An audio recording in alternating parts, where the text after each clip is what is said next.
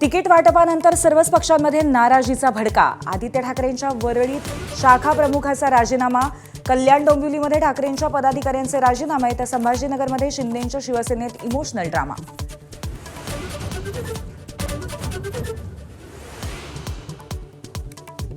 पुण्यात शरद पवारांच्या राष्ट्रवादीनं महाविकास आघाडीला दाखवला कात्रजचा घाट. अजित पवारांसोबत आघाडीची घोषणा, दोन्ही राष्ट्रवादी स्वतःच्या चिन्हांवरती लढणार.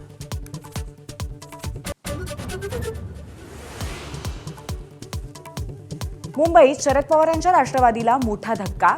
तिकीट वाटपाच्या घोळामुळे शहराध्यक्ष राखी जाधवांचा थेट भाजपमध्ये प्रवेश. घाटकोपरमधून तिकीट मिळण्याची शक्यता.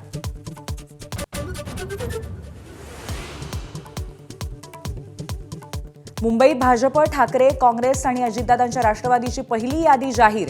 भाजप 66, ठाकरेंची शिवसेना 55, तर अजितदादांचे 37 उमेदवार.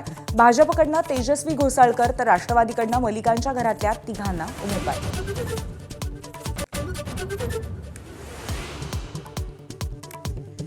पुण्यात भाजपकडनं रवींद्र धंगेकरांची कोंडी. महायुतीने मुलगा आणि पत्नीला उमेदवारी नाकारल्यामुळे धंगेकर वेगळा पर्याय शोधत असल्याची चर्चा.